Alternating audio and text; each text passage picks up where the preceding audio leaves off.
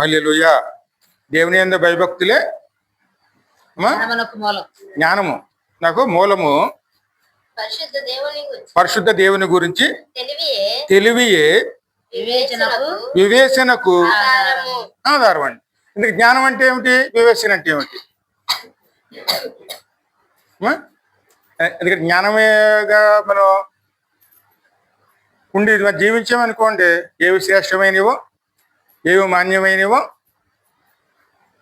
గ్రహించుకుని జ్ఞానంగా నడుచుకునే వారునే ఉంటాడు. అదేవిధంగా వివేచన కూడా ఏ వదిలిపెట్టేయాలో వాడిని వదిలిపెట్టేసి శ్రేష్టమైన దాంట్లో మనం నిలిచేవారునే ఉంటామని. ఈ రెండు కూడా మనం మన జీవితంలో ఉండాలి. భయభక్తులు లేకుండా దేవుని యొద్ద నుంచి మనం ఏది పొందుకోవడానికి అవకాశం ఉండదండి. పొందుకున్న నిలవు. ఆరంభం బాగానే ఉంటుంది, కానీ ముగింపు ఆరంభం అంతా బాగానే ఉంటుంది. ఆరంభం మంచిదా, ముగింపు అంటే మంచిదా? ఆరంభం మంచిదే, కానీ ముగింపు ఇంకా బాగుండాలి. మంచి పోరాటం పోరాడి తిని నా పరుగు కుద ముట్టించి తిని అన్న సాక్ష్యం ఖచ్చితంగా సంఘబిడ్డలో ఉండాలండి. సాక్ష్యం మనం చెప్పమంటే ఇక్కడ అనేక రకాల సాక్ష్యాలు చెప్తాం, కానీ చివరిగా మనకు ఉండవలసిన సాక్ష్యం ఏమిటి? మంచి పోరాటం పోరాడి తిని నా పరుగు తుదముట్టించి. జీవితం పరుగు అని, పరుగు పన్ను ఎక్కడికి? పరలోకానికి. అందరూ పాల్గొని తీసుకోవాల్సిందే. పైకి వెళ్ళాలా, కిందకి వెళ్ళాలా?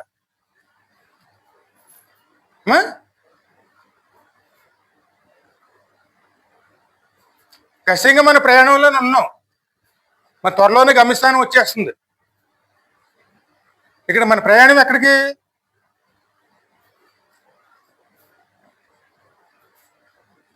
ఎవరు ఇక్కడ ఉండిపోరు, ఎంతటి వారైనా ఉండరండి.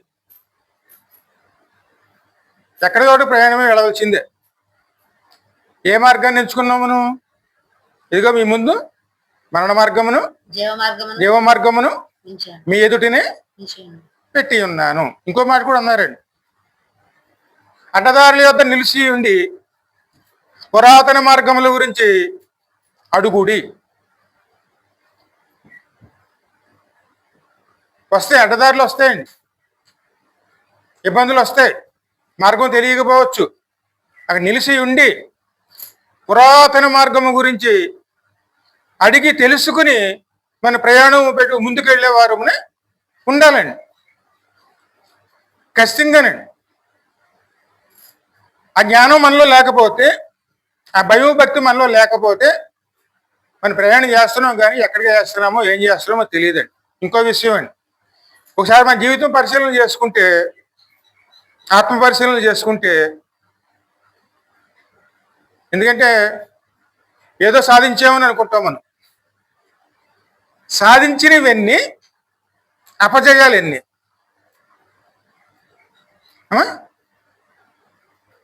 ఇక్కడ మనం సాధించినవి నువ్వు పక్కన పెట్టండి, మనకు వచ్చిన అపజయాలు ఎన్ని?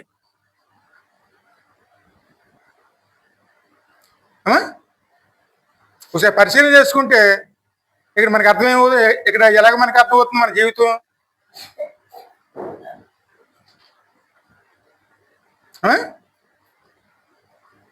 అని దేవుడు చెప్తున్నాడు అన్నమాట. నువ్వు సాధించినవన్నీ, నువ్వు పొందుకునే అపజయాలు ఎన్ని? ఇక్కడ జ్ఞానం గలవాడు ఏం చేస్తాడు? అపజయాల్ని పరిశీలన చేసుకుంటాడు. ఎక్కడ అపజయం వస్తుందో, ఎక్కడ మనకు అన్ని పోగొట్టుకుంటున్నామో అది జ్ఞాపకం చేసుకుని దాన్ని సరి చేసుకుని ఆ దాంట్లో విజయం పొందుకొని మన జీవితాన్ని పరిపూర్ణం చేసుకుంటామండి. అందుకే ఇక్కడ జ్ఞానం ఉండాలి, వివేచన ఉండాలి, వివేకం ఉండాలి, దేవుని యందు భయభక్తులు ఉండాలి. ఈ లేకపోతే మనం ముందుకు వెళతాం అనేది చాలా కష్టం. ఇది ఇంత చదివిన సామెతల్లో మాట ఉంటుంది చూడండి,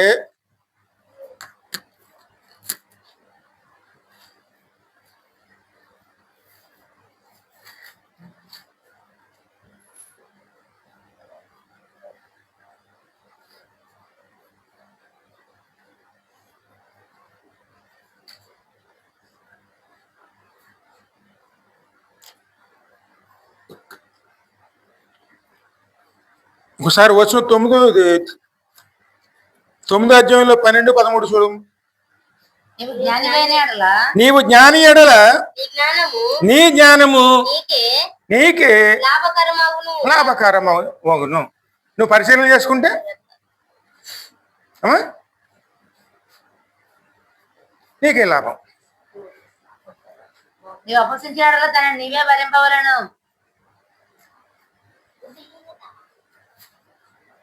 ఎందుకంటే మన జ్ఞానంగా లేకపోతే కష్టమైన నష్టం వచ్చినా కష్టం వచ్చినా మనకి అది మనమే భరించాలి. మరి ఎన్ని విషయాలు, ఎందుకంటే జ్ఞానం గలవాడు ఏం చేస్తాడంటే ముందు తను ఆత్మ పరిశీలన చేసుకుంటాడండి. ఎక్కడ లోపాలు ఉన్నాయి, సరిచేసి ఎక్కడ ఇబ్బందికరమైన పరిస్థితులు ఉన్నాయి, అవన్నిటిని జ్ఞానంగాను ఆలోచించుకుని పరిశీలన చేసుకుని ఆ లోటుపాట్లని చక్కపరుచుకుని మంచి పంట కోసం ఎదురు చూస్తాడు. ఇక జ్ఞానంలో ఉన్నాడు ఏం చేస్తాడు, అన్నీ చేస్తాడు కానీ పరిశీలన చేయడు. టయానికి పట్టుకొస్తాడు, వేసేస్తాడు, విత్తనాల పాటు అన్ని రకాలు చేసేస్తాడు, కానీ అందులో ఏమున్నదో పరిశీలన చేయడు. ఖర్చు అయితే విపరీతంగా అవుతుంది. పరిశీలన చేయకపోవటం వల్ల నష్టం ఎంత ఉందో లాభం ఎంత ఉందో పరిశీలన చేసుకోకపోతే, ఎక్కడ నష్టపోతుందో తెలుసుకోలేకపోతే ఫలాలు వచ్చినట్టుకి ఇక్కడ మన పరిస్థితి ఎలాగుంటుంది.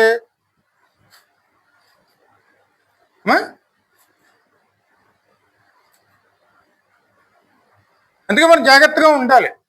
ఇంకో విషయం అండి, మన జీవితాలు ఎలాగుంటాయంటే మట్టి కుండ లాంటివి. కేవలం మట్టి కుండేనండి. ఆ మాట చదవాలంటే 2 కొరింథీయులు 4:7 చూడమ్మా.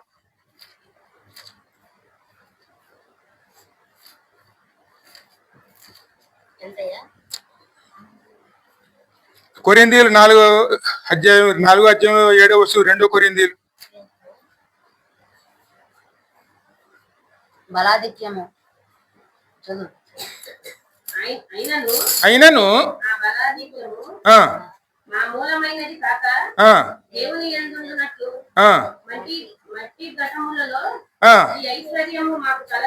ఎందుకంటే మన బలము మన అన్ని కూడాను ఎవరి దేవునివి. మన జ్ఞానమైనా సరే, బలమైనా సరే, ఏదైనా సరే, మన ఐశ్వర్యమైనా సరే అంత ఎవరిది? దేవుంది. అది దాన్ని ఎక్కడ నింపుకుంటున్నాం? ఈ మట్టి ఘటము అంటే ఇది మట్టి కుండ, ఈ మట్టి ఇందులో నింపుకుంటున్నాం మనం. ఇది మంద కాదు, దేవుని చేత నింపబడుతుంది. మరి ఈ కుండ ఎలాగుంది అంటే ఇది మన జీవితం ఎలాగున్నది? మట్టి కుండది. ఎందుకని అన్ని కుండలో వాడిన విధంగా మట్టి కుండలో వాడతామండి.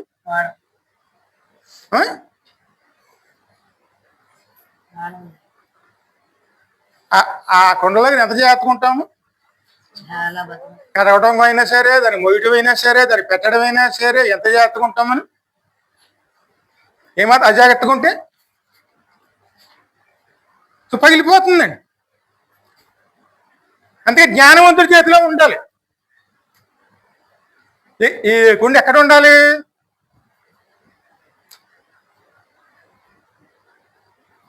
అంతే వివేచన కలిగిన వారి చేతిలోను, జ్ఞానవంతుడి చేతిలోని కుండ భద్రంగా ఉన్నప్పుడు అది చక్రంగా వాడబడుతుంది. అది విలువైనటువంటి ఐశ్వర్యం అంతా కూడా దాంతో నింపబడుతుంది. అందుకే మనం దేవుని చేతిలో ఉండాలి. ఎందుకంటే ఆయనే సర్వము కాబట్టి, ఆయనే జ్ఞానవంతుడు కాబట్టి, ఆయన ఎందు భయభక్తులతో మనల్ని మనం దేవుని చేతిలో మనం వాడబడే పాత్ర కింద, దేవుని చేతిలో మనం నిలిచి ఉండేవారి కింద ఉన్నామనుకోండి, సమస్త ఐశ్వర్యం జ్ఞానం అంతా కూడాను దానిలోనూ నింపబడుతుంది. మన దేవుని చేతిలో ఉండాలి. ఇంకొక వాక్యం చూడు, ఇర్మియా గ్రంథంలో 18వ అధ్యాయంలో చూడము.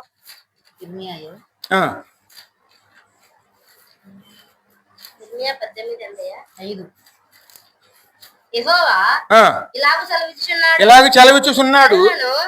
ఆశ్రయించి కాదు.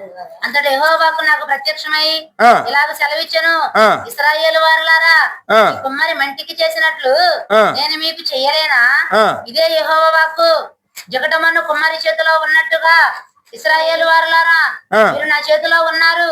దాని యెహోవా నేను కుమ్మరి ఇంటికి వెళ్ళగా దాని పెలగింతుననియు ఆ, విరగొట్టుదుననియు ఆ. నశింపజేయుదుననియు ఆ. ఏదో ఒక జనమును కూర్చి గాని రాజ్యమును కూర్చి గాని నేను చెప్పి ఉండగా. ఆ మాట కొంచెం పక్కన పెట్టి ఆ మాట ఎక్కడుందమ్మా అది? ఇర్మియా 18:5. 18:5 కదా ఇప్పుడు. అదే 18:3 చూడమ్మా. నేను కుమ్మరి ఇంటికి వెళ్ళగా నేను కుమ్మరి ఇంటికి వెళ్ళగా వాడు తన సారి మీద వాడు తన సారి మీద పనిచేయు. పని చేయుచుండెను. కుమ్మరి జిగటమట్టితో జిగటి మట్టితో చేయుచున్న కుండ చేసిన కుండ వాని చేతిలో విడిపోగా జగటమన్ను మరలా ఆ జిగటమును మరలా తీసుకుని కుమ్మరి తనకు యుక్తమైనట్లుగా దానితో మరి ఒక కుండ చేసెను. మన జీవితం దేవుని చేతిలో ఉన్నప్పుడు దాన్ని తిరిగి నిర్మించేటువంటి శక్తి గలవాడు దేవుడు.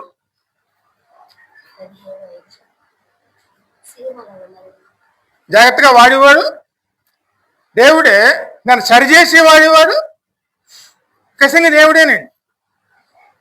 అందుకే ఈ ఈ ఈ శరీరంలో మనకుండ ఇక్కడ ఎవరి చేతిలో ఉండాలి? ఆయన చేతిలోనే ఉండాలండి. పగిలిపోవచ్చు, కానీ పగిలిన దాన్ని కూడా సరిచేసి వాడుకునేటువంటి శక్తి గల దేవుడు ఆయనేనండి. అందుకే దేవుని యందు భయము భక్తి సమస్త జ్ఞానమునకు సమస్త ఆశీర్వాదాలకు దేవుడిచ్చిన అన్నిటికీ కూడా మూలమై ఉంటుందండి. ఆ భయము భక్తి మనలో నిలిచినంత కాలం కూడా మన అభివృద్ధి ఖచ్చితంగాను నూరంతరిగా ఫలిస్తూనే ఉంటుంది. కానీ మన భయము భక్తి మనం ఎప్పుడైతే తగ్గిపోతాం మొదలు పెట్టిందో మన ఎదుగుదల మన ముందే, మన కళ్ళ ముందే కిందకి దిగజారిపోతూ ఉంటుంది. ఎదగవలసిన మనము పైకి ఎదుగుతాం కాదండి, కిందకి దిగజారుతాము. దేవుని యందు భయము భక్తి మనకి ఎంత తగ్గిపోతుందో మన జీవితం కూడాను అంత విలువని కోల్పోతుందండి, కిందకి దిగిపోతుంది. మరి కింద దిగిపోవటం కోసం ప్రయాసపడాలా, ఎదగటం కోసం ప్రయాసపడాలా?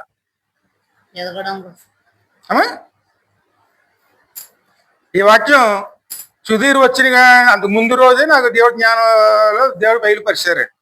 ఆ రోజు నుంచి నిన్న సాయంకాలం వరకు కూడాను ఈ వాక్యం గురించి తర్కించుకున్నాం ఇద్దరం. మేము మాట్లాడినవి కూడా ఇయ్యనే. లోతుకెళ్ళి కొలిది అర్థాలు తెలుస్తాయి. చదివేసి వెళ్ళిపోతాం కాదండి, చదివేసి అలా చదువుకుంటూ వెళ్ళిపోయాం కూడా ఏం తెలియదు.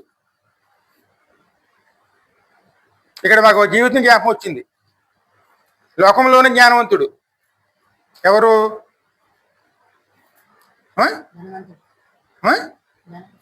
ఈ లోకంలో జ్ఞానవంతుడిగా పుట్టినవాడు ఎవరండి? ఒక సొలొమోను మహారాజు. ఇచ్చాడు దేవుడు, అడిగాడు ఇచ్చాడు. ఆయన జీవితాన్ని పరిశీలన చేయండి.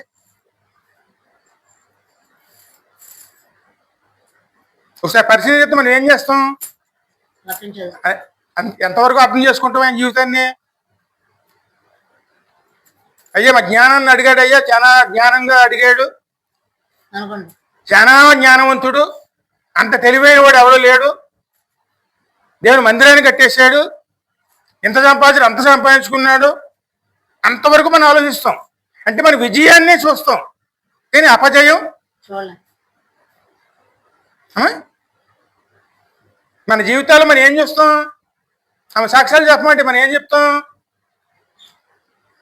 విజయాలు మాత్రమే చెప్తాం, విజయాలు మాత్రం చూస్తాం, కానీ అపజయాలు ఇందుకే మన జీవితంలో ఏ ఎక్కువ ఉన్నాయి? అవి తగ్గాలంటే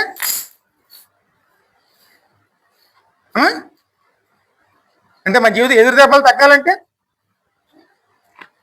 వస్తున్న అపజయాలు తగ్గాలంటే దేవుళ్ళలో ఉండి విజయం సాధించు.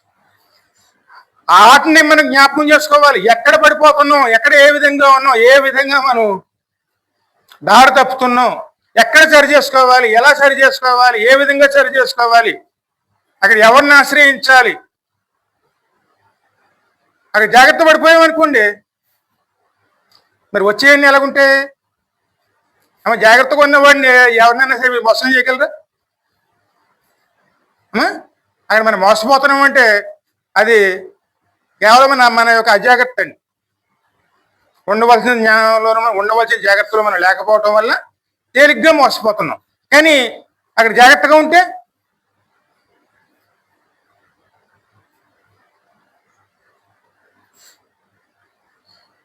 ఇందులోనే మరండి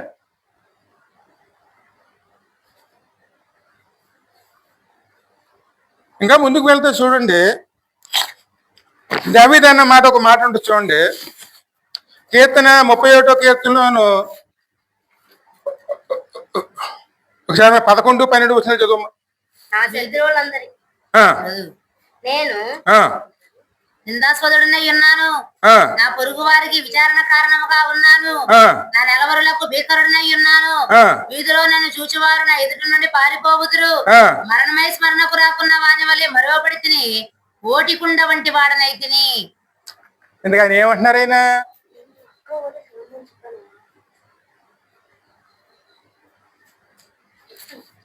ఆ? నా శత్రువులందరూ అందరికీ నేను నిందాస్పదుడనై తిని. ఇంక మరి శత్రువులు ఎవరు? సాతాను, అదే విధంగా వచ్చే శోధనలు. నా పొరుగు వారికి వాళ్ళన్నిటికీ ఎలాగైపోయాడు మనం? లోకమైపోయాం. విలువనివ్వట్లేదు ఎవరు మనకి. ఇంకా అక్కడికి వచ్చేసరికి ఏమైపోయింది పరిస్థితి? ఓటుకుండా. ఎందుకు ఓటుకుండా అంటే ఏమిటి? ఆ?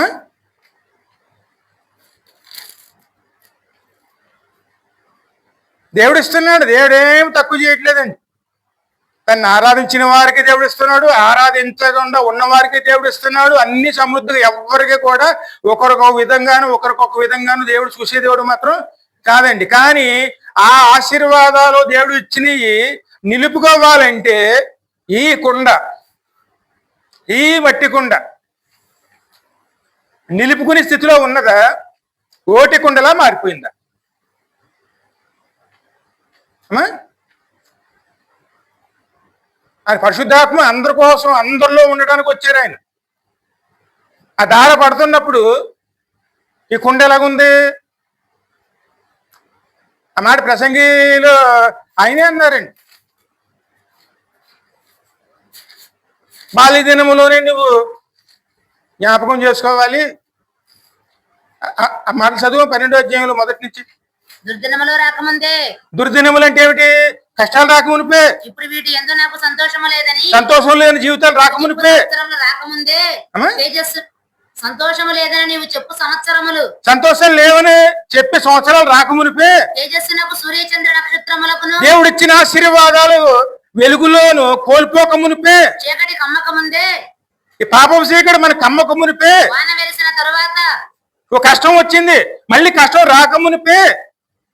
మేఘములు మరలా రాకముందే. ఆ మబ్బు మన మీదకి రాకమునిపే. నీ బాల్య జన్మల ఏందే నీ సృష్టికర్తను స్మరణకు తెచ్చు. వయసు పెరిగిపోవడం కాదండి, ఆయుష్ ఉన్నప్పుడే నీ సృష్టికర్తను మన సృష్టికర్తను ఆమె ఏం చేయమన్నారు? ఆయన స్మరణకు తెచ్చుకును అని జ్ఞాపకం. దేవుని నమ్ముకున్నాం ఎట్లా మనం? మన ఇంట్లో వాక్యం ఉన్నదా? వాక్యం అంటే ఏమిటి? సంఘం వచ్చి ప్రార్థన చేస్తుందా? నీతిమంతులు ప్రార్థన చేస్తే వ్యాధి కట్టలే కాదండి, పాప పట్టు కూడా తెగిపోతాయి. ఆ మాట యోహాను సువార్తలో యోహాను పత్రికలో ఉంటుందండి. మొదటి పత్రికలో 5వ అధ్యాయంలో ఉంటుంది. సంఘం ప్రార్థన చేస్తే ఏమవుతుంది అంటే నీతిమంతులు ప్రార్థన చేస్తే పాప కట్టలు తెగిపోతాయి, వ్యాధులు తెగిపోతాయి, అన్ని కార్యాలు జరుగుతాయి.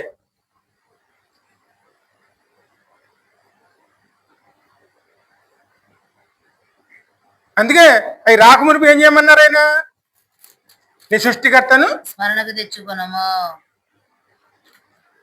ఇంకా ముందు చదువు అక్కడ. ఆ దినమై ఇంటి కావలే వారు వణుకుదురు, బలిష్ఠులు వంగుదురు, విసురువారు. బలిష్ఠులు అనుకుంటున్నాం మనం, కానీ ఇంక మరి నడుము ఎలాగుంది? విసరవారు కొద్ది మంది ఒకటి చేత కానీ కుటుంబంలోను ఆహారం సిద్ధపరిచే వారు కొద్ది మంది అయిపోతారండి. సంపాదన ఒకడే, ఆహారం సిద్ధపరిచే వారు ఒకరే, కానీ తినేవారు ఎంతమంది అవుతారండి? ఇప్పుడు ఇవన్నీ కూడా మన అందరి జీవితాలు ఉన్నాయా లేదా? ఉండయ్యా.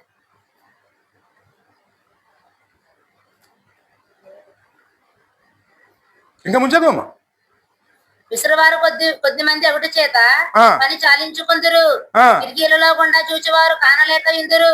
ఎదురు చూపులు ఉన్నవాడిని ఇంకా తిరుగటి రాళ్ళతోని తగ్గిపోవును. ఏదో వచ్చేస్తుంది మనకి సహాయం దొరుకుతుందన్న సూచనలు ఉండవు, ఆశ కూడా ఉండదు. మీ తలుపులు మూయబడును, వీధి ఆ.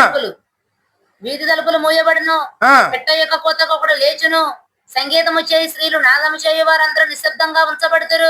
ప్రార్థన లేదు అన్న, చూడండి, ఆరాధన లేదు, శుద్ధించడం లేదు, ప్రార్థన లేదు, ఏమీ లేదు, నిశ్శబ్దం అయిపోయిందండి. ఎత్తు చోటులకు భయపడతారు. అన్ని భయమే. మార్గముల యందు భయంకరమైనవి కనబడును. మనం వెళుతున్నాం, కానీ మన ముందు ఎటువంటి జీవితం వస్తుంది? చదువుమా. బాదాము వృక్షము పువ్వులు పూయును, మిడతలు బరువుగా ఉండును. బుడ్డ బుడిసరకాయ పగులను ఏలయనగా ఒకడు తన నిత్యమైన ఉరికి పట్టునకు పోవుచున్నాడు. వారి నిమిత్తము ప్రలాపించు వారు వీధులలో తిరుగుదురు. వెండి త్రాడు విడిపోవును, బంగారు గిన్నె పగిలిపోవును. బంగారు గిన్నె అంటే ఏమిటిది? పరిశుద్ధతో నింపబడినటువంటి ఈ బంగారు ఈ గిన్నె పగిలిపోతుందండి. వెండి త్రాడు విడిపోవును. వెండి త్రాడు దార యుద్ధ పరిశుద్ధాత్మతో కట్టబడి మన తాడు, వెండి తాడు, లోపల మన పరిశుద్ధత ఆయనతో సంబంధం ఉండదు, తెగిపోతుంది. దార యుద్ధ కుండ పగిలిపోవును. దార యుద్ధ అంటే దేవుని ఆశీర్వాదాలు పడేటప్పుడు, ఆయన పరిశుద్ధాత్మ మనలో ఉన్నప్పుడు, ఆయన వస్తున్నప్పుడు, మరి ఈ కొండలో ఏ విధంగా ఉన్నది? బావి యుద్ధ చక్రమ పడిపోవును. ఇవన్నీ దేని చూసినా ఆ పగిలిపోవటం, ఆ పడిపోవటం, దానికి దేని చూసినా పాపం. పాపం అనే సిల్లుంటే మరి కొండలో ఏం పోస్తే ఉంటాయండి? ఈ మాటలను ఎవరు చెప్తున్నారు? అన్ని జ్ఞానమైనటువంటి ఆయన ప్రసంగం చెప్తున్నాడు. చదువు ఇంకాను. బావి యుద్ధ చక్రమ పడిపోవును, మనేనది వెనుకటి వలనే మరలా భూమికి చేరును. ఆత్మ దాన్ని దయచేసిన దేవుని యుద్ధకు మరలిపోవును. సమస్తమును వ్యర్థమని ప్రసంగి చెప్పుచున్నాడు. సమస్తమును అంతా వ్యర్థమే కదండి. చదువు. ప్రసంగి జ్ఞాని అయి ఉండెను. అతడు జనులకు జ్ఞానము బోధించెను. అతడు ఆలోచించి సంగతులు పరిశీలించి అనేక సామెతలు అనుక్రమపరచను. ప్రసంగి ఇంపైన మాటలు చెప్పుటకు పూనుకొనను. సత్యమును గురించిన మాటలు యథార్థ భావముతో వ్రాయుటకు పూనుకొనను. జ్ఞానులు చెప్పు మాటలు ములుకొలల వలన చక్కగా కూర్చబడి బిగగొట్టబడిన మేకుల వలె. దేవుని వాక్యంలో దేవుని జ్ఞానం ద్వారా రాయబడిన వాక్యాలన్నీ కూడాను ఆ వాక్యాలు ఎలాగుంటే ములుకొలల వలన చక్కగా. ములుకొల అంటే ఏమిటి? నేర్చబడి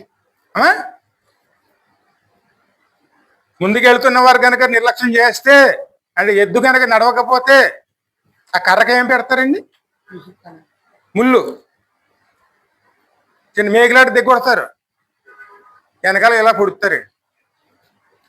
అలా పొడిచినప్పుడు ఏం చేస్తుంది? ఎద్దది మెలుగుగా ఉండి కాసి ఒక అడుగు ముందుకేస్తుంది. అలాగే దేవుని వాక్యం, దేవుని సేవకులు ఏం చేస్తారండి? దేవుని వాక్యం ఆ బద్ధకం పోయే విధంగా ఆ విధంగా హెచ్చరికలు చేస్తూ ఉంటారు. మేకుల వలె బిగగొట్టబడిన మేకుల వలె ఉన్నవి. ఒక కాపరి వలన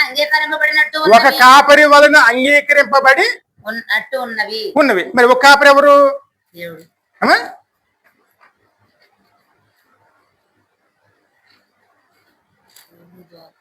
ఇందులో రాయబడిన ఎవరు? జ్ఞానవాక్యం ఎవరు?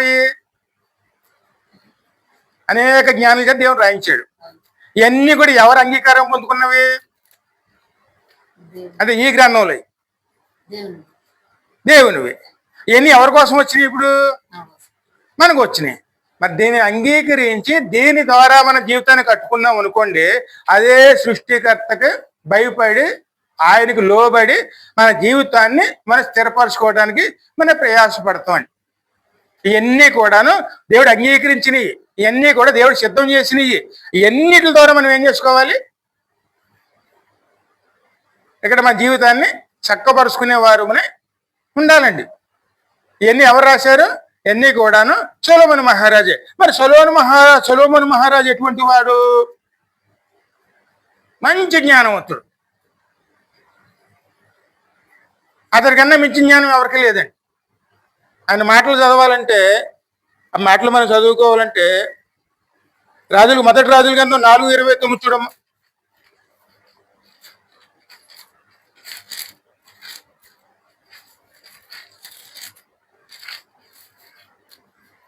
దేవుడు జ్ఞానమును బుద్ధిని వర్ణింప సౌఖ్యము కాని, దేవుని జ్ఞానమును బుద్ధిని వర్ణింప సౌఖ్యము కాని, వివేచన గల మనసును సొలొమోనునకు దయచేశాడు. కనుక సొలొమోనునకు కలిగిన జ్ఞానమును తూర్పు దేశస్థుల జ్ఞానము కంటేను ఐగుప్తీయుల జ్ఞానమును కంటేను అధికమై ఉండెను. అతడి సమస్తమైన వాటి కంటేను ఇజ్రాయిలుడైన ఏకాను కంటేను మహోరుల కుమారులైన హేమాను కల్కోలు దర్గా అను వారి కంటేను జ్ఞానవంతుడై ఉండెను గనుక అతడి కీర్తి చుట్టూనున్న జనములన్నిటిలోను వ్యాపితమాయెను. అతడు 3000 సామెతలు మరియు 1000 5 కీర్తనలు రచించెను. అవి లెబనానులో ఉండు దేవదారు వృక్షమునే గాని గోడలో నుండి మొలుచు ఇస్సోపు మొక్కనే గాని అతడు వ్రాసెను. మరియు మృగములు, పక్షులు, ప్రాకు జంతువులు, జలచరములు అనే వాటిని అన్నిటిని గుర్చి అతడు వ్రాసెను. అతని జ్ఞానపు మాటలు తెలుసుకొనటకై అది జ్ఞానం. ఇదండి, ఎందుకంటే అంత జ్ఞానవంతుడు. మరి ఆ జ్ఞానవంత ఎవరి వల్ల వచ్చింది? దేవుడు రక్షించినప్పుడు మన జీవితాలు ఎంతో తృప్తికరంగా ఉంటాయండి. అంతే విధంగా అభివృద్ధిలో ఉంటాం అన్నమాట. అందుకే కూడా పాట పాడుకుంటూ చూడండి. అసలు మన నిజమైన సంతోషం ఎప్పుడు వస్తుందండి? చాలా మంది అనుకుంటారు చూడండి, ఆస్తిపాస్తులు 4 రాళ్ళు పక్కన పని ఏంటి ఎంతో సంతోషం అనుకుంటారు. మన హోదా పెరిగితే సంతోషం అనుకుంటారు. నిజమైన సంతోషం ఎప్పుడు వస్తుంది మనకి? అందరూ పాడుకుంటారు చూడండి ఒక పాట.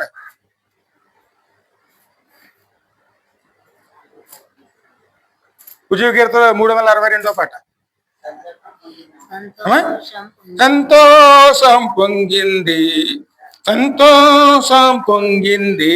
సంతోషం పొంగుతున్నది. యేసు నన్ను రక్షించిన నాటి నుండి నేటి వరకు సంతోషం పొంగుతున్నది. సంతోషం పొంగింది సంతోషం పొంగుతున్నది. యేసు నన్ను రక్షించిన నాటి నుండి నేటి వరకు సంతోషం పొంగుచున్నది. హల్లెలూయా. మరి సంతోషం ఎప్పుడు వస్తుంది? యేసయ్య మనం రక్షిస్తే వస్తుందా, లేకపోతే ఈ లోకంలో మనం సంపాదించుకున్న దాని వల్ల వస్తుందా? యేసయ్య రక్షించకపోతే ఇందుకు మళ్ళీ ఎందులోంచి రక్షించాడు ఆయన? దారి తప్పి తిరిగితిని ప్రభు ప్రేమ నేను కాననైతిని. దారి తప్పి తిరిగితిని ప్రభు ప్రేమ నేను కాననైతిని. ఆయన నన్ను కరుణించి తన రక్తములో కడిగి ఆయన నన్ను తన రక్తములో కడిగి జీవితమును మార్చి జీవమిచ్చేను. జీవితమును మార్చి నిత్య జీవమిచ్చేను.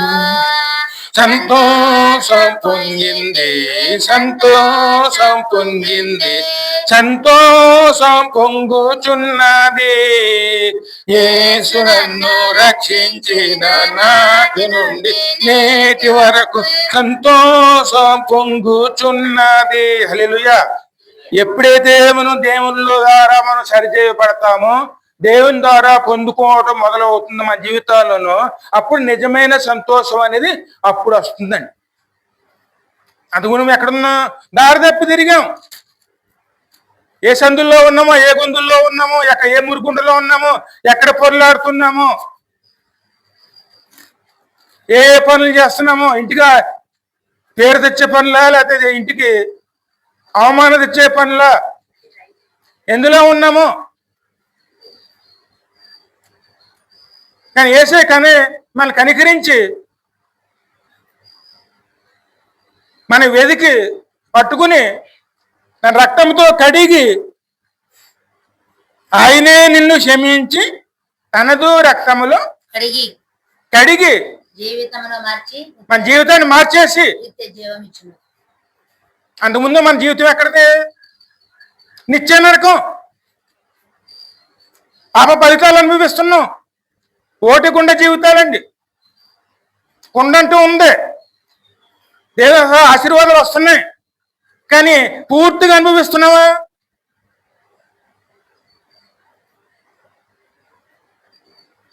సాక్ష్యాలు చెప్పమంటే అప్పుడు జరిగిన సాక్ష్యాలు మనకు లేవండి. ఎప్పుడో చెప్పుకుంటూ వస్తాం మనం. కానీ అపజయాలు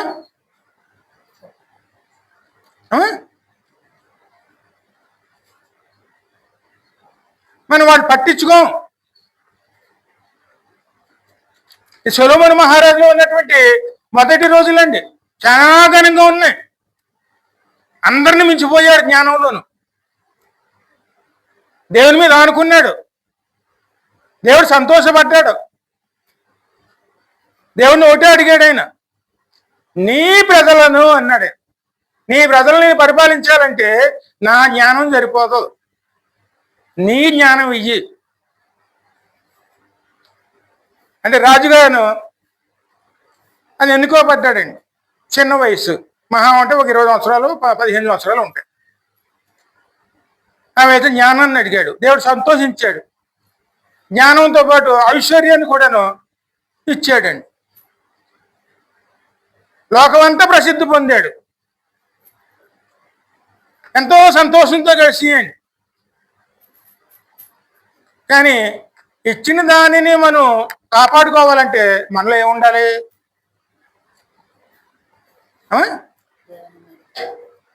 ఇచ్చినట్లు కాపాడుకోవాలంటే మనలో ఏముండాలండి? భయము, భక్తి. అది ఎవరి మీద? దేవుని మీద. ఎప్పుడైతే మనం ఈ రకంగా వృద్ధి చెందుకుంటూ మొదలెడతామో, భయము భక్తి స్థానములోను మనలో ఏమొస్తుంది? గర్వం. నా అంతటి వాడు లేడు, నా అంతటి వాడు లేడు. గర్వం మనకు తెలియదండి. మనలో నాటుకుందనుకోండి, నిదానంగా ఎక్కడి నుంచి వెళ్ళిపోతాం మన పక్కకి? దేవుని భయము భక్తి నుంచి పక్కకి వెళ్ళిపోయి మన పేరు కోసం చూస్తామండి. ఇది మనం మేలు చేస్తుందా కీడు చేస్తుందా?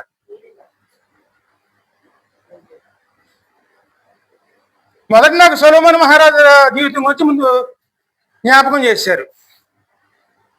జ్ఞాపకం చేసిన తర్వాత అక్కడ మాకు వచ్చిన తలంపులన్నీ ఏమిటి?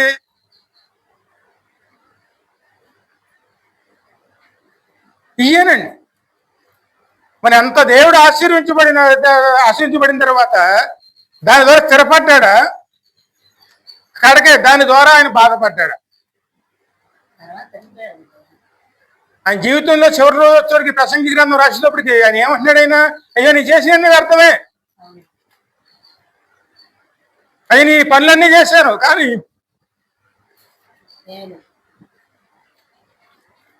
ఇక్కడ మన ఎరకన్నీరు చూసుకుంటే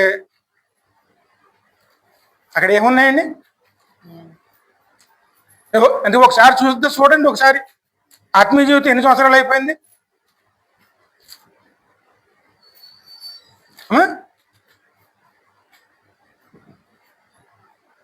ఏ చిన్నది వచ్చింది సరే దాన్ని మనం పెద్దదానిగా చూసుకుంటున్నాం, దేవుణ్ణి ఏ స్థాయిలో తీసుకొచ్చేస్తున్నామండి?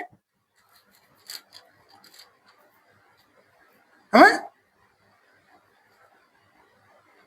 ఇక్కడ మనం గమనించవలసింది ఏమిటంటే దేవుని స్థాయిని మన స్థాయిలో తీసుకొచ్చేస్తున్నాం.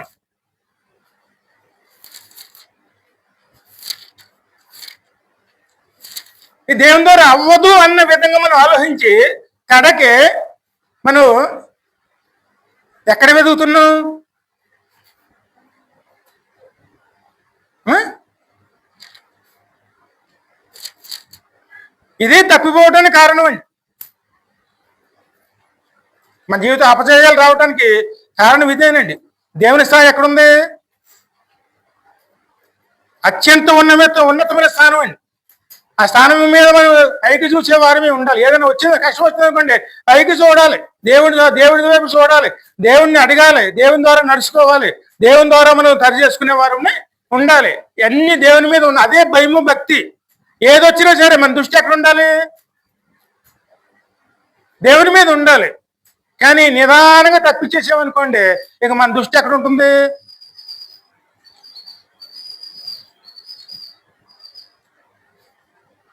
ఇదే జరిగిందండి.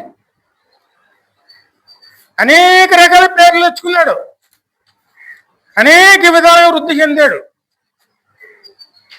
కానీ ఎప్పుడైతే ఆయన వృద్ధి చెందుతూ కూడా మొదలుపెట్టాడో ఆయన తెలియకుండానే పతనం కూడా అలాగా మొదలైంది. అదే రాజుల గ్రంథంలో 11వ అధ్యాయంలో ముందుకెళ్ళాము.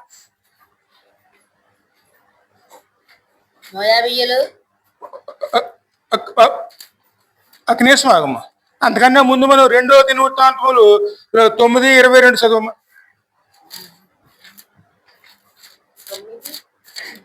9:22. దేవుడు సొలొమోను యొక్క రాజైన సొలొమోను అదే 9:22 భూరాజులందరికంటేను ఐశ్వర్యమందును జ్ఞానమందును అది కూడా. ఎందుకంటే దేవుడు అది ఏమిచ్చాడండి? భూరాజులందరికంటేను ఐశ్వర్యమందును జ్ఞానమునందును అది కూడా అయ్యాడండి.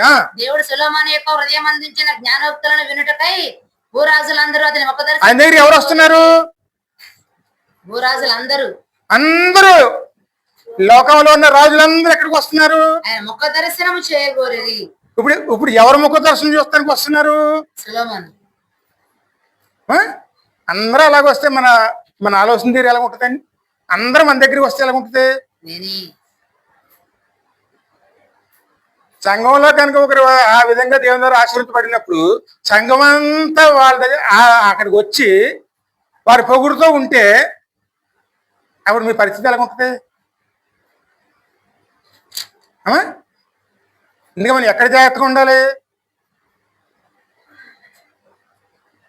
దేవుడు మీకు జ్ఞానం ఇచ్చాడు, అన్నీ ఇచ్చాడు. ఆ సంఘం అంతా గుర్తించింది, లోకం అంతా గుర్తించింది, లోకం అంతా మీ దగ్గరికి వస్తుంది. మీ ముఖ దర్శించడమే భాగ్యం అనుకుంటుంది. ఆ స్థితిలోకి వచ్చినప్పుడు మన పరిస్థితి ఏంటి?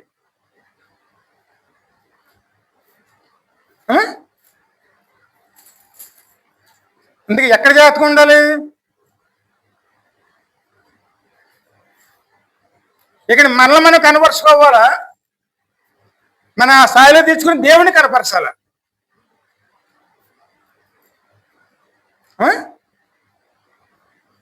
భయము భక్తి ఉండాలి. ఎప్పుడైతే ఎన్ని విపరీతంగా దేవుడు ఇచ్చాడో, ఇచ్చిందని ఇంకా ముందు చూడండి. అదేవిధంగాను సామెతలు 19:23 చూడము.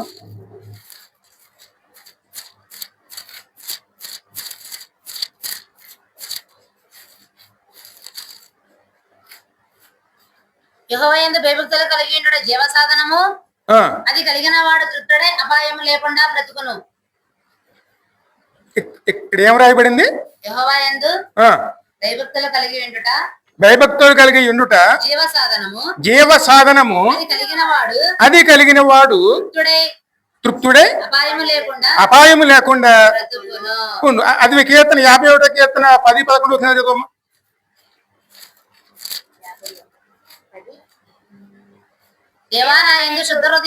శుద్ధ హృదయము కలగజేయుము. నా అంతరంగంలో స్థిరమైన మనసును నూతనముగా పుట్టించుము. నీ సన్నిధానం నన్ను త్రోసివేయకము. నీ పరిశుద్ధాత్మ నా యొద్ద నుంచి తీసివేయకము. ఇది మనం ఎప్పుడు కూడా మనం దేవుని యొద్ద అడిగి మనం జాగ్రత్త పడేవారు ఉండాలండి. దేవుడి దగ్గర మనం ఈ అడగకుండా మనం పొందుకోకుండా ఉన్నాం అనుకోండి, మన హృదయం మనకు తెలియకుండా ఏమైపోతుంది. నేను అనే గర్వం కానీ మనలో ప్రవేశించిందంటే మనలో శుద్ధ హృదయం ఎక్కడ ఉంటుంది? ఇంటికి పెద్దవాళ్ళు అందరూ ఎదిగే కొలిదిని అందరు పెద్దవాళ్ళు మాట్లాడతారు. ఎదిగే కొలిది ఒదిగి ఉండాలి. ఎదిగే కొలిది ఒదిగి ఉండకపోతే తల ఎత్తుకుంటే ఎలా ఉంటుంది?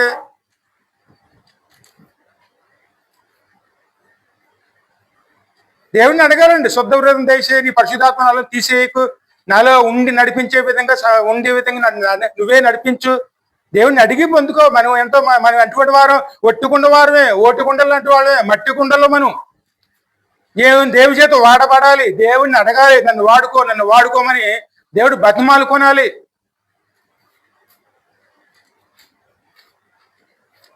ఖచ్చితంగా దేవుడిని అడగాలండి, అయ్యా నన్ను వాడుకోవయ్యా.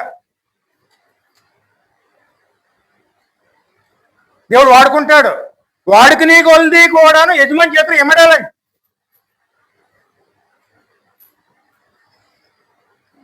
అందుకే ఆయన మాటకు లోబడాలి. ఆ లోబడటమే భయభక్తులు.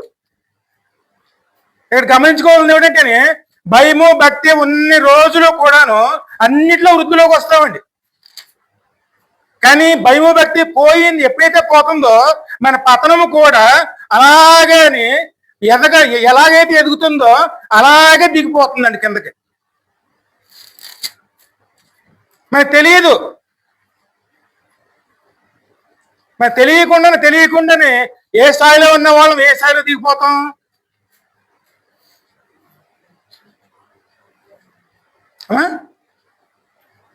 పౌలు అంటాడు, నీవు నిలిచి ఉన్నావని, నువ్వు తల్లించి ఉంటే నువ్వు ఎలా నిలిచి ఉన్నావో నిన్ను నీవే పరిశీలన చేసుకొనుము. ఎందుకంటే నీ బరువు నీకే తెలుసు. ఆత్మ పరిశీలన, అదే ప్రార్థన. ప్రార్థన చేయమంటే ఏ ప్రార్థన చేస్తున్నావు మనం? అమ్మా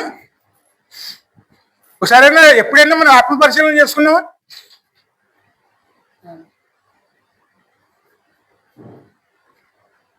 ఇదే ఆత్మ పరిశీలన అండి. శుద్ధ హృదయం దయచేయి ప్రభువా, ఎక్కడన్నా ఏదైనా మరకలు ఉంటే కడిగేయి ప్రభువా, నీ పరిశుద్ధాత్ముడు ఉండే విధంగా నన్ను చేయి ప్రభువా, నన్ను దూరం చేయకు. నీ పరిశుద్ధాత్ముడు ఉండే విధంగా నా హృదయం లేకపోతే పగిలిపోతుంది కుండ. ఎందుకంటే ఆయన దహించే అగ్ని లాంటి వాడు ఆయన.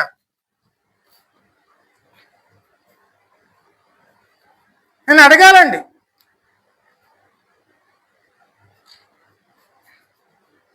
అందుకే సొలొమోను మహారాజు బాగున్నప్పుడు ఎంతో ఘనమైన స్థితిలోకి వెళ్ళిపోయాడండి.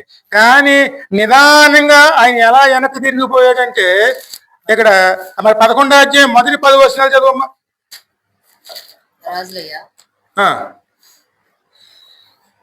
మోయాబీయులు, ఎదోమీయులు, అమ్మోనీయులు, సిదోనీయులు, హిత్తీయులు అనే జనులు మీ హృదయములను తమ దేవతలతో తిప్పుదురు కనుక వారితో సహవాసము చేయకూడదనియు వారిని మీతో సహవాసము చేయనీయకూడదనియు యెహోవా ఇశ్రాయేలీయులకు సెలవిచ్చి ఉన్నాడు. అయితే రాజైన సొలొమోను ఫరో కుమార్తెను కాక ఆ జనులలో ఇంకా అనేక మంది పరస్త్రీలను మోహించి కామాతురత గలవాడే వారిని ఉంచుకొని వచ్చెను. అతనికి 700 మంది రాజకుమార్తెలైన భార్యలను. ఒకసారి ఆలోచించండి, ఆ జీవితం ఎంతకాలం అని చూస్తాం వెళ్తే 55 నుంచి 80 సంవత్సరాలు తెలుస్తుంది. 55 నుంచి 80 సంవత్సరాలు అంటే దాంట్లో సగం వేసుకోండి, 75 అనుకోండి, లేదా 70 అనుకోండి. 70 సంవత్సరాల వయసులోను 1000 మందిని భార్యలు చేసుకున్నాడంటే, పెళ్లిళ్ళు చేసుకున్నాడంటే ఆ జీవితకాలం అంతా కూడా దేంతో నిండిపోయింది? భార్య ఆ? ఉపపత్నులు భార్య నీకు సమయం ఎక్కడ ఉంది? ఇంకా చాలా నష్టపోయాడు. ఇక దేంతో మనం జీవించేస్తున్నాం? దేవునితో మనం నడవటం మొదలుపెట్టి మరి ఇక్కడ దేంతో నింపబడుతున్నాం? మనం ఒక కోణమే చూస్తాం, ఇక్కడ రెండో కోణం. వేరే ఇంకోటి ఎప్పుడు కూడా బైబిల్ ఒక కోణంలో చూడదండి, అన్ని వైపులనా కూడాను పరిశీలన చేస్తుంది. ఇప్పుడు దేవుని విషయం చూడండి, ఆయన వయసు మహా ఉంటేనే 70 నుంచి 80 అనుకోండి. 80 సంవత్సరాల వయసులోను 1000 మంది భార్యలు చేసుకోవాలంటే ఇంకా ఎంత సమయం మిగిలి ఉంటుంది? దేవునికి ఇవ్వటానికి కానీ, పరిపాలించడానికి కానీ, నీతిని వెతకడానికి కానీ, జ్ఞానంతో వెతకడానికి కానీ ఎంత సమయం మిగిలి ఉంటుంది? అతని భార్య అతని హృదయమును త్రిప్పివేసిరి. ఒకరిని సముదాయించగలం, ఒకరిని గదవగలం, ఒక నోరు మూయించగలం. అందరి నోళ్ళు మూయించగలమా? ఆయన ఏమనుకుని ఆయన ప్రయాణం మొదలు పెట్టాడు?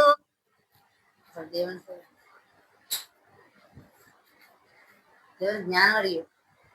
ఆయన తెలియకుండా ఆయన ఏం పోగొట్టుకున్నాడు? దేవుణ్ణి పోగొట్టేసుకున్నాడు. భయము, భక్తి, ఇవన్నీ దేవుని ఆజ్ఞలండి. అనేక స్త్రీలను పెళ్లి చేసుకోకూడదు, బంగారాలు వెండిలు సంపాదించుకోకూడదు, వాటి మీద మన దృష్టి ఉండకూడదు, దేవుని మీద ఉండాలి. అంటే అన్ని ఇచ్చేవాడు ఆయన మీదే ఉండాలి. కానీ ఇయే మన జీవితం అని మనం ముందుకు వెళ్ళకూడదండి. వెళ్ళేవనుకోండి మన ఆయుష్కాలం అంతా కూడా దానికే సరిపోతుంది. ఇంక జీవగల దేవుని ఎక్కడ ఆరాధిస్తాం మనం? ఎక్కడ ఆయన చెప్పిన రీతిగా నడవగలుగుతాం మనం?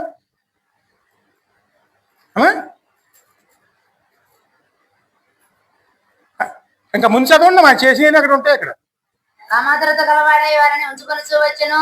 అక్కడ ఏం రాయబడింది? కామాతురత గలవాడు అంటే ఆ జ్ఞానం కాపాడిందా? లేదు.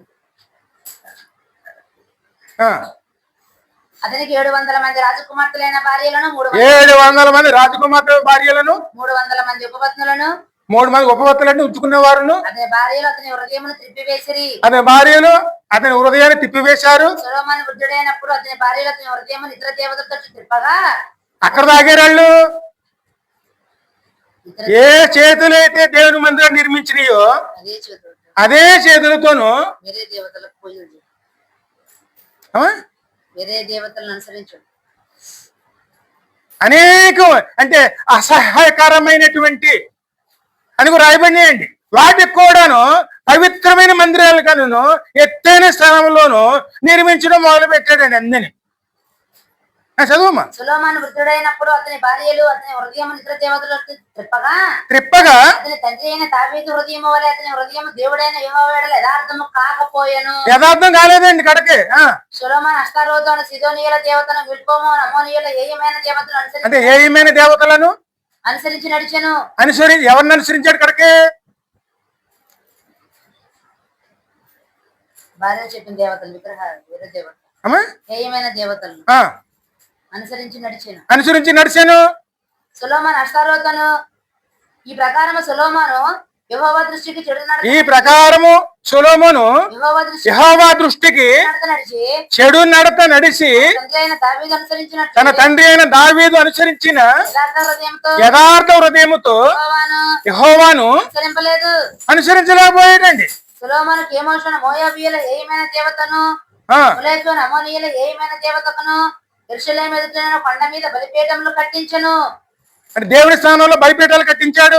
తమ దేవతలకు ధూపం వేయించు బలులు అర్పించు. బలులు ఏటికి అర్పిస్తున్నాడు ఇప్పుడు? వాటి విగ్రహాలు. ఇక్కడ ఆలోచించండి, డబ్బే దేవుడు, పలుకుబడే దేవుడు, మన స్థానమే దేవుడు. మన బలులన్నీ దేనికి వెళ్తున్నాయండి? మన సమయం అంతా దేనికి వెళ్తుందండి?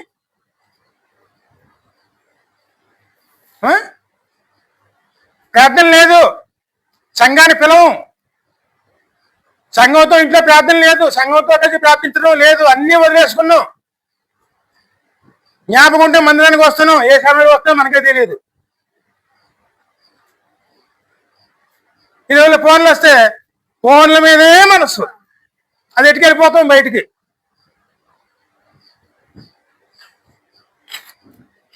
కానీ అనుసరించినప్పుడు మొదట దేవుని దగ్గరికి వచ్చిన మన పరిస్థితి ఏమిటి, దేవుడు ఇచ్చిన తర్వాత మన పరిస్థితి ఏమిటి అంటే, దేవుడి మందిలో స్థానం ఇచ్చాడు, మనకి ఉన్నతమైన స్థానం ఇచ్చాడండి, కుమారులుగా ఇచ్చాడు, కుమార్తెలుగా ఇచ్చాడు.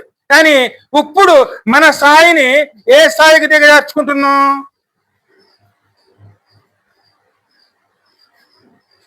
అమ్మా ఆత్మపరిశీలన అండి.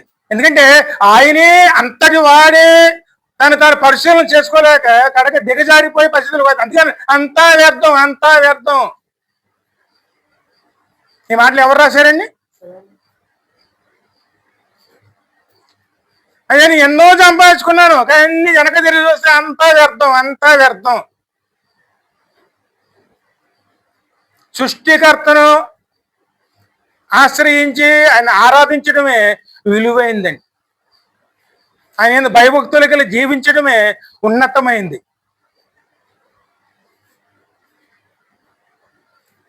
అది తెలుసుకోవటమే మనం చేయవలసిన పని అండి. అందుకే ప్రసంగి ఇంటికి వెళ్ళి చదువుకోండి. అది చదివిన తర్వాత మన జీవితాన్ని పక్కన పెట్టండి, ఎంత వ్యర్థమైన జీవితం ఉందో ఒకసారి తెలుస్తుంది.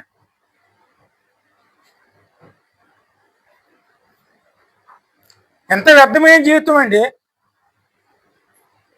పిల్లలతో దారి, భర్తతో దారి, మనతో దారి. రేపొద్దున అలాగే వెళ్ళిపోతారా?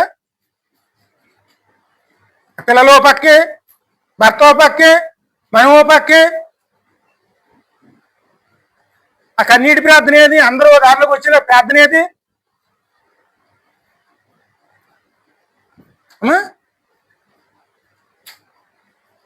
అందుకే ఈ కొండ ఎవరి చేతిలో ఉండాలి?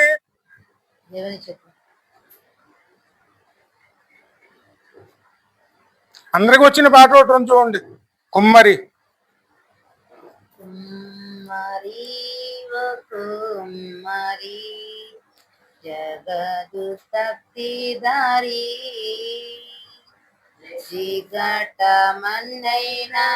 ఖచ్చితంగా మనం అడిగేవారు ఉండాలి. అది 397 పాట కదమ్మా. కుమ్మరి ఓ కుమ్మరి జగదుత్పత్తి దారి మన్నైనా నా వంట చల్లంగా చూడుమయ్యా. పనికి రాని పాత్రలని పారవేయకుమా. పొంగి పొరలు పాత్రగా నన్ను నింపుమా. పనికి రాని పాత్రలని పారవేయకుమా. పొంగి పొరలు పాత్రగా నన్ను నింపుమా. సువార్తలోని పాత్రలన్నీ శ్రీయేసుని పొగుడుచుండ. సువార్తలోని పాత్రలన్నీ శ్రీయేసుని పొగుడుచుండ. సాక్షిగా నుండ పాత్రంగా చేసి సత్యముతో నింపుము తండ్రి. సాక్షిగా నుండు పాత్రంగా చేసి సత్యముతో నింపుము తండ్రి. కుమ్మరి ఓ కుమ్మరి జగదుత్పత్తి దారి జగట మన్నైనా నా వంక చల్లంగా చూడుమయ్యా. లోకశాలలో ఉప్పొంగుతూ మార్గంబు నే తప్పితి. మనుజాలన్నీ శరమనుచునే మనశాంతిని కోల్పోతేనే లోకములో నుండి ఉప్పొంగుచు మార్గంబు నీ తప్పితే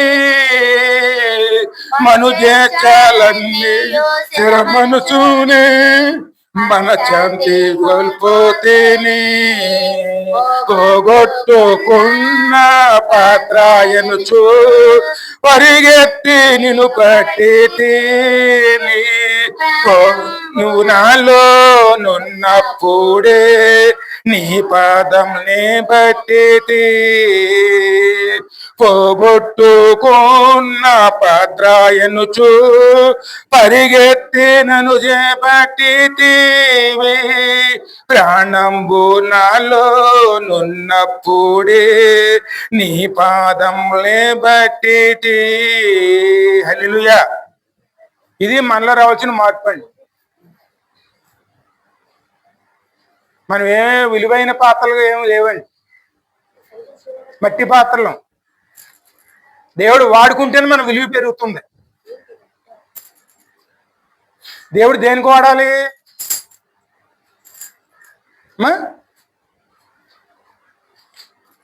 దేవునికి లోబడలేదనుకోండి, కింద వసూలు ఏమున్నాయి?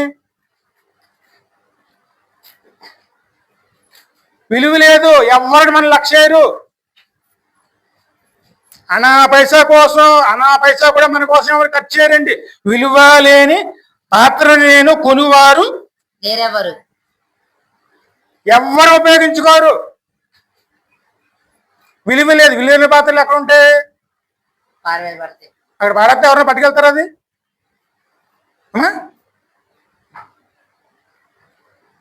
ఇంటికి కూడా రాదండి.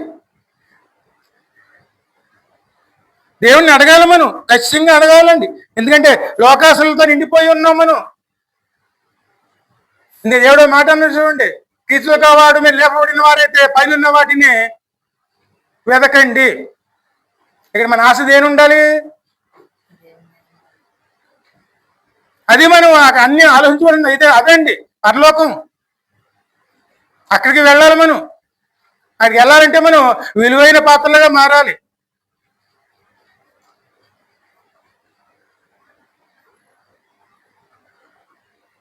దేవుణ్ణి అడగాలండి. అడగడమే ప్రార్థన. ఒకరొకరు సహాయం చేసుకోవాలి. సహాయం చేసుకోవడం సంఘ ప్రార్థన అండి. వెండితాడు ఇడిపోతుంది, ఒంటి పేడతాడు ఇడిపోతుంది. అందరు కలిసి ఏకీభవించి ఏం చేయాలి? మనం ప్రార్థన దేవుణ్ణి అడగాలి. మన పాత్రలు వాడబడాలంటే ఖచ్చితంగాను మన పరిస్థితిని మనం జ్ఞాపకం చేసుకునే వారమునే ఉండాలి. ఇప్పుడు సొలొమోను మహారాజు పరిస్థితి ఏమిటి?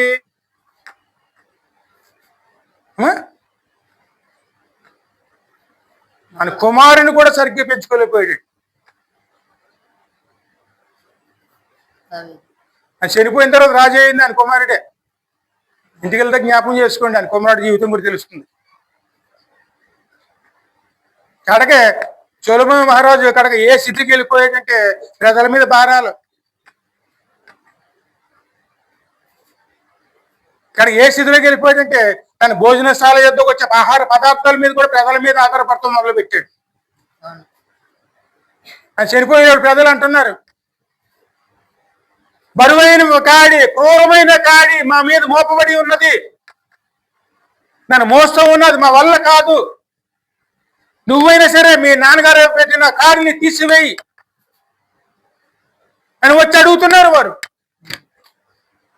మరి దేవుని జ్ఞానముతో నువ్వు పరిపాలిస్తానంటే దేవుని జ్ఞానాన్ని పొందుకుని అదే ప్రజల మీద ఏ విధమైన జ్ఞానంతో పరిపాలించారు ఆయన కడకే?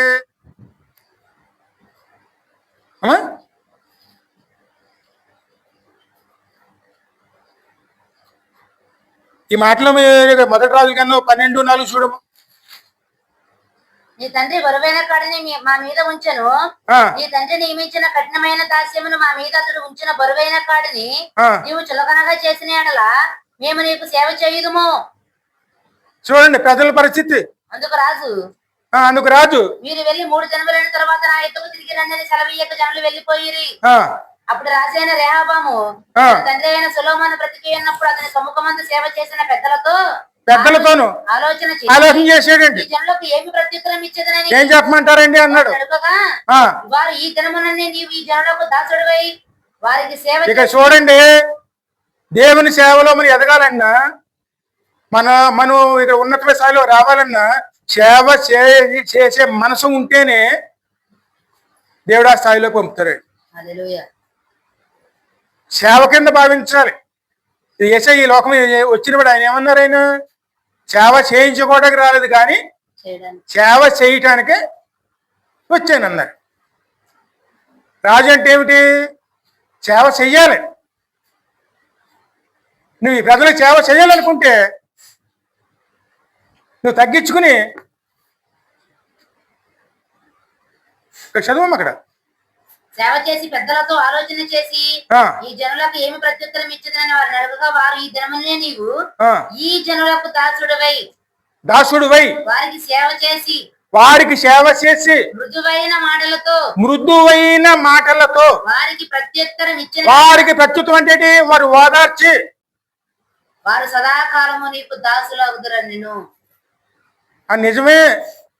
మా నాన్నగారు పొరపాటు చేసి ఉండొచ్చు, నేను ఆ పొరపాటు సరి చేస్తాను, ఆ బరువు దింపేస్తాను, మనందరూ ఏకమనసుతో ప్రభుని ఆరాధించుకుందాం, ప్రభులో నిలుద్దాం అని మృదువైన మాటలతోనూ వారిని ఓదార్చి వారిని పంపిస్తే ఎప్పుడు కూడాను ఆయన మీదే ఆశ పెట్టుకుని ఉండేవారండి. ఆయన ఎలా ప్రవర్తించి చూసి అయితే అతడు పెద్దలు తనతో చెప్పిన ఆలోచన నిర్లక్ష్య పెట్టి తనతో కూడా పెరిగిన యవ్వనులను పిలిచి ఆలోచన అడిగి వారికి ఇలాగ ప్రశ్న వేసెను, నా మీద నీ తండ్రి ఇచ్చిన కాడిని చులకన చేయుడని నాతో చెప్పుకొనిన ఈ జనులకు ప్రత్యుత్తరం ఇచ్చుటకు ఏ ఆలోచన మీరు చెప్పుదురు? అప్పుడు అతనితో కూడా ఎదిగిన యవ్వనస్తులు ఈ ఆలోచన చెప్పిరి, నీ తండ్రి మా కాడిని బరువైనదిగా చేసిన గాని నీవు దానిని చులకనగా చేయవలని నీతో చెప్పుకొనిన ఈ జనులకు ఇలా ఆజ్ఞేయము, నా తండ్రి నడుము కంటే నా చిటికెన వేలు పెద్దదిగా ఉండును, నా చిటికెన వేలు పెద్దదిగా ఉండును. నా తండ్రి మా మీద బరువైన కాడిని పెట్టిన సరే, నేను ఆ కాడిని ఇంకా బరువుగా చేయుదును.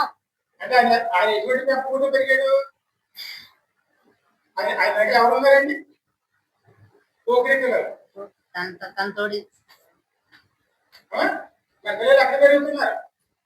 దేవుళ్ళలోనా తీసుకురండి దేవుళ్ళు పెరుగుతారు అంటే మనం ఏం చేస్తున్నాం? వదిలేస్తున్నాం. వాళ్ళ ఆలోచనలు ఎలా ఉంటాయి? ఆ ప్రవర్తన ఎలా ఉంటుంది?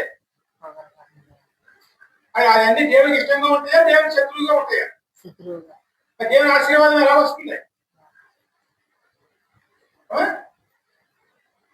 సొలొమోను మహారాజే దేవుని జ్ఞానం పొందుకున్నవాడే, తన స్థానంలో వచ్చేటువంటి కుమారుని ఆయన ఏ విధంగా పెంచాడు? ఆయన కఠినమైన మనసు, గర్వం. నా తండ్రి నడుము నా చిటికెన వేలు కన్నా నా చిటికెన వేలే పెద్దదిగా ఉండును. తండ్రి నడుము కన్నా చిట్టి వేలు పెద్దదిగా ఉండును. నా తండ్రి మా మీద బరువైన కాడిని పెట్టాను. ఉద్దేశం ఏంటి? నా తండ్రి పెట్టిందే చిన్నదే, పోయింది బరువుగా ఇంకా బరువుగా ఉంటుంది, మీరు భరించగలరా? నా తండ్రి చబుకలతో మిమ్మల్ని శిక్షించిన సరే, నేను కొరడాలతో మిమ్మల్ని శిక్షించుదును. మూడవ దినముందు నా యుద్ధకు రండని రాజు నిర్ణయం చేసినట్లు యరొబామును జనులందరూ మూడవ దినమున రెహబాము వద్దకు వచ్చిరి.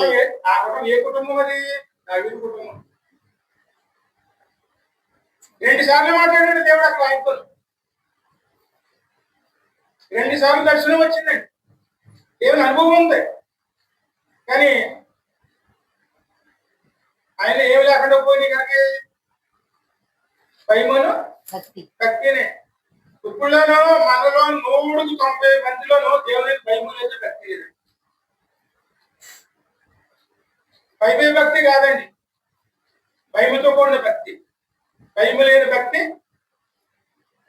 మనల్ని రక్షించదండి. భయముతో కూడిన భక్తి ఉండాలి. దేవుని అడగాలండి, ఎక్కడ తప్పిపోయాము, ఎక్కడ దారి తప్పుతున్నాము అన్ని పరిశీలన చేసుకోవాలి. ఇక శుద్ధ హృదయం నాకు దయచేయము. దేవుని ఆజ్ఞ ఎక్కడ ఉందంటే ఒకసారి ద్వితీయోపదేశ కాండంలో 28:46 చదువు.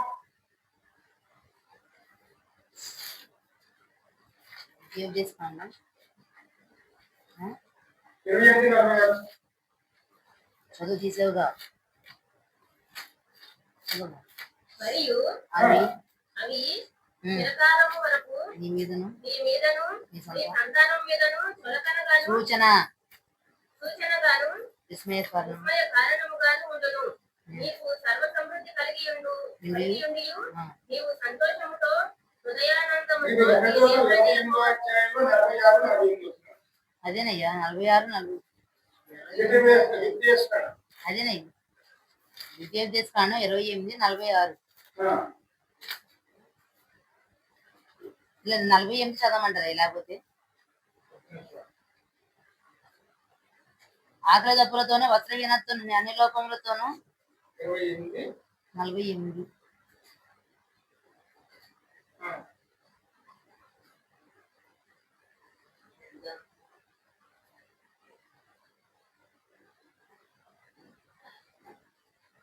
ఏమని ఉంటుందయ్యా? రాజు గురించి ఆడుతుంది.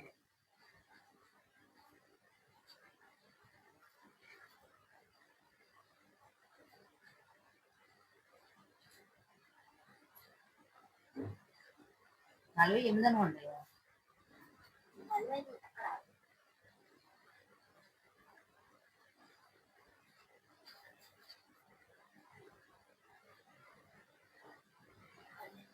ఆకలి దప్పులతోనూ వస్త్రహీనతతోనూ అన్ని లోపములతోనూ యెహోవా నీ మీదికి రప్పించి నీ శత్రువులకు దాసుడవగుదువు. వారిని నశింపజేయ వరకు నీ మెడ మీద ఏంటి ఇక్కడ అది చేసిన పని మొదటి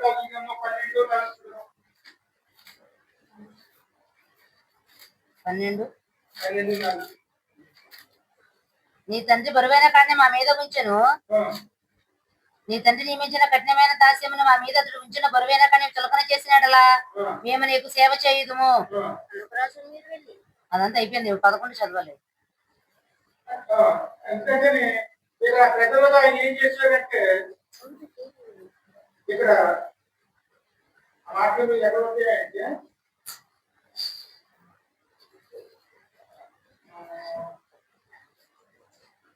రెండవ దినవృత్తాంతాలు 12:7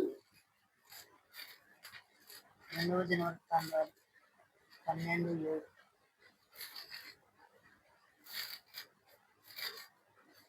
వారు తమను తాము తగ్గించుకున్నట్టు యెహోవా చూచెను కనుక యెహోవాకు షెమాయాకు ప్రత్యక్షమై ఎలాగూ సెలవిచ్చెను. వారు తమను తాము తగ్గించుకున్నారు కనుక నేను వారిని నాశనము చేయక షీషాకు ద్వారా నా ఉగ్రతను యెరూషలేము మీద కుమ్మరింపక త్వరలోనే వారికి రక్షణ దయచేసేదను. అయితే నన్ను సేవించుటకును భూరాజులకు దాసులయ్యుటకును ఎంత భేదం ఉన్నదో వారు తెలుసుకున్నట్లు వారు అతనికి దాసులగుదురు.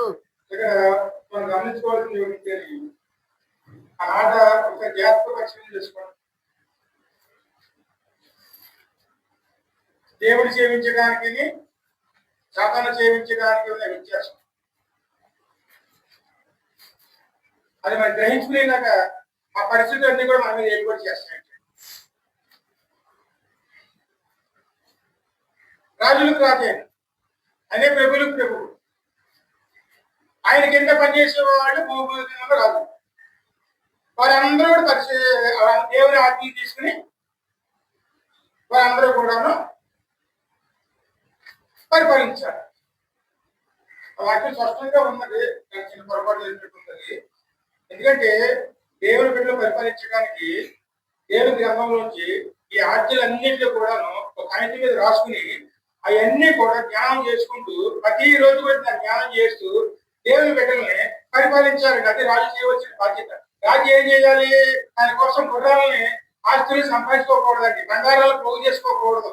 ఎన్ని పక్కన పెట్టేసి కేవలం రాజుకు సేవ చేస్తున్న విధంగాను రాజు మీద ఆధారపడి రాజు ఇచ్చిన ఆ రాజుకి ఇచ్చిన బాధ్యత అంటే ప్రజలు పరిపాలించే బాధ్యత అంతా కూడాను అక్కడ జ్ఞానంతో దేవుడి జ్ఞానం యాజ్ఞలతోనూ రోజు కూడాను ఆత్మపరిశీలన చేసుకుంటూ ఆ దేవునితో గడుపుతూ దేవుని ప్రజల్ని పరిపాలించవలసిన బాధ్యత ఆ రాజుకి ఇచ్చాడు దేవుడు. కానీ రాజు ఎప్పుడైతే ఇలా పరిపాలించడం మానేస్తాడో అప్పుడు పరలోకమైన దేవుడి పరిపాలన నుంచి లోకరాజుల పరిపాలనలోకి వెళ్ళిపోతుంది. లోకరాజుల పరిపాలనలోకి వెళ్ళిపోతే ఆ వ్యత్యాసం ఎలా ఉంటుంది? దేవుడు పరిపాలిస్తే ఆ జీవితాలు ఎలా ఉంటే, లోకరాజు పరిపాలిస్తే ఆ జీవితాలు ఎలా ఉంటాయి? ఆ వ్యత్యాసం మీరు గ్రహించినట్లుగా దేవుడి ఎంతయు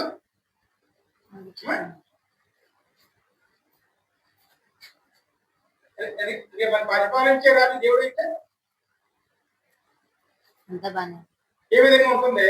కానీ లోకరాజు మీద ఆడుకుంటే ఫలితాలు ఎలా ఉంటాయని తెలుసుకునే విధంగానూ ఇవన్నీ జరుగుతాయి. ఆ చట్టాన్ని గ్రహించుకున్నాం అనుకోండి, నిజదేవుడు వైపు తిరిగి ఆయన పరిపాలనలో కూడా లోబడే వారు ఉంటాం. సత్యం గ్రహించుకునేపోయానుకోండి, దేవుని పరిపాలన మనం లోపడమే. అది గ్రహించుకోవాలి. ఆ కష్టాల్లోనే మనం ఏం చేయాలి?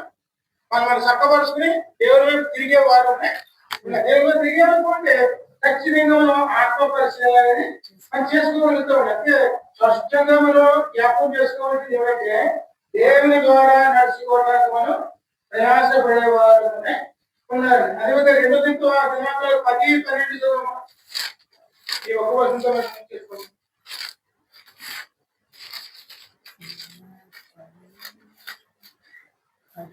అతనితో కూడా పెరిగిన ఈ యవనస్తులు అతని ఎట్లనేది, నీ తండ్రి మా కాడిని బరువు చేసాను, నీవు దానిని చులకన చేయమని నీతో పలికిన ఈ జనులతో నీవు చెప్పవలసినది ఏమనగా, నా చిటికన వ్రేలు నా తండ్రి యొక్క నడుము కంటే బరువుగా ఉండును. నా తండ్రి బరువైన కాడి మీ మీద మోపాను గాని నేను మీ కాడిని మరింత బరువు చేయుదును. నా తండ్రి మిమ్మల్ని చెబుకలతో దండించును గాని నేను కొరడాలతో మిమ్మల్ని దండించదనని చెప్పాను. 3వ దినమందు నా యుద్ధకు తిరిగి రండి రాజు చెప్పిన ప్రకారము యెరొబామును జనులందరూ 3వ దినమందు రెహబామునొద్దకు రాగా, రాజైన రెహబాము పెద్దల ఆలోచనను త్రోసివేసి యవనస్తులు చెప్పిన ప్రకారము వారితో మాట్లాడి వారికి కఠినమైన ప్రత్యుత్తరం ఇచ్చెను. ఎట్లనగా, నా తండ్రి మీ కాడిని బరువు చేసెను, నేను దానిని మరింత బరువు చేయుదును. నా తండ్రి మిమ్మల్ని చెబుకలతో దండించెను, నేను మిమ్మల్ని కొరడాలతో దండించదనని చెప్పాను. యెహోవా షిలోనీయుడైన అహియా ద్వారా నేబాతు కుమారుడైన యెరొబాముతో సెలవిచ్చిన తన మాటను స్థిరపరిచినట్లు దేవుని నిర్ణయం ప్రకారం జనులు చేసిన మనవి రాజు ఆలకించకపోయాను. రాజు తాము చేసిన మనవి అంగీకరింపకపోవట చూచి జనులు, దావీదులో మాకు భాగం ఏది? యెషే కుమారుని యందు మాకు స్వాస్థ్యము లేదు. ఇశ్రాయేలు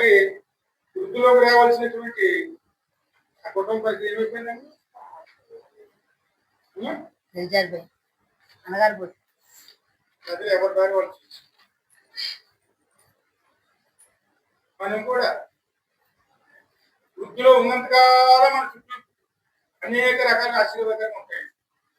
ఎప్పుడైతే మనం దేవుని దైవభక్తి కోల్పోతామో దేవునికి లోపడమే. అతనితో ఉన్నవారే అతని మీద యుద్ధానికి వెళ్ళారు. దేవుడు లేపాడు పక్కన శత్రువులు. తనతో ఉన్నవారే యెరొబాము. అంటే ఎప్పుడు ఆత్మ పరిశీలన ఎప్పుడు కూడాను జాగ్రత్త కలిగి ఉండాలి. పరిశీలన చేసుకోవాలి. ఎక్కడ పోతున్నాం, ఎక్కడ దూరం అయిపోతున్నాం, దేవుడేమో శత్రువు అయితే మనమే పోవాలి.